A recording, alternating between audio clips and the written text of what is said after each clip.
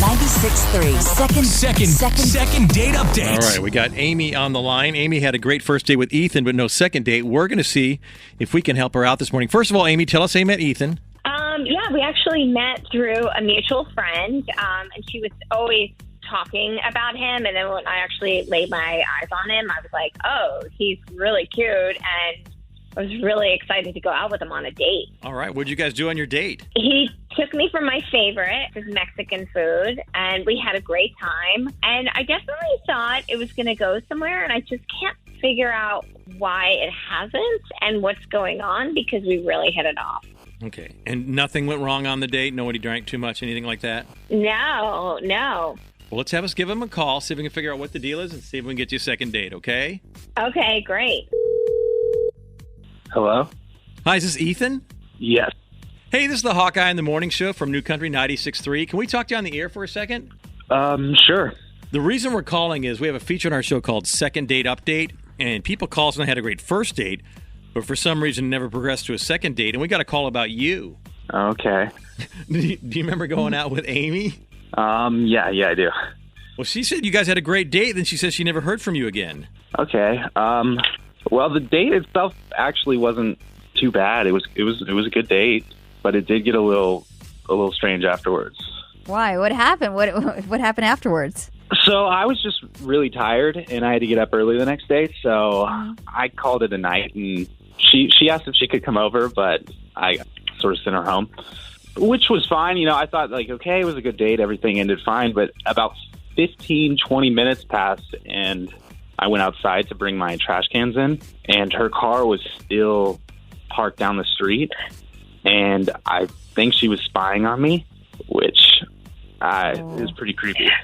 Wait, so like at the end of the street, lights out or something? Yeah, sort of. It was definitely her car, no doubt. But yeah, kind of lights out. It just felt like she was there because she was suspicious of something about me. I don't know. Okay, and you're sure that was her car? Oh yeah, I could see her in the car. Well, here's the deal. She asked us to call on her behalf. We didn't know any of that. She's on the other line. Can we bring her in just to hear her side of the story? It sounds kind of like maybe there might be a mistake or something. I don't know. I just want to give her the benefit of the doubt. Okay. Yeah, sure. Amy, are you there? I am, and I have to say something. Like, okay, yes, that was me. That was my car down the street. But I just wanted to see if you had another girl coming over. That's all. Because you were like, after our great date, you're like, I'm just, calling a night and whatever, whatever you said. And I'm like, that's weird because we had a great time. So I don't know. I feel like I had suspicions that that's why you stayed, and I think that that's sort of what I had a problem with.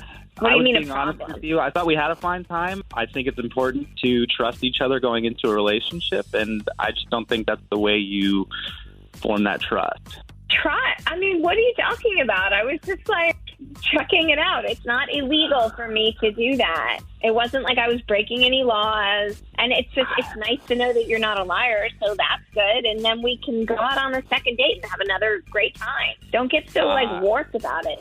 I just feel like, if this is how things are beginning, I just don't see us having a second date. What?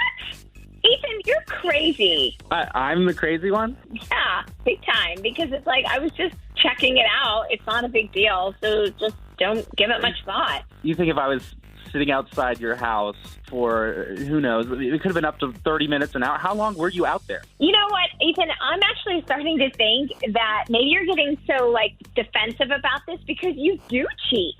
And you don't want people to find out what's really going on. And you just got lucky this one time because, okay, you were taking out the trash and you didn't have a girl. But, maybe that's your normal MO.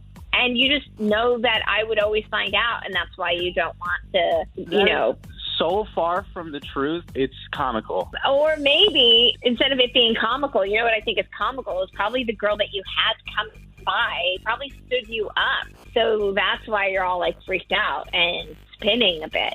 So it's pretty clear and pretty obvious what's going on here, Ethan. And you know what? I don't know about you. We're going to jump in here. Our goal was to see if you two would like to go on a second date. We would pick up the tab on this. Yeah, sorry. She is crazy. I do not want a second date. Okay. All right. Oh, yeah. Okay. Yeah, says the womanizing guy. Yeah, whatever. Okay.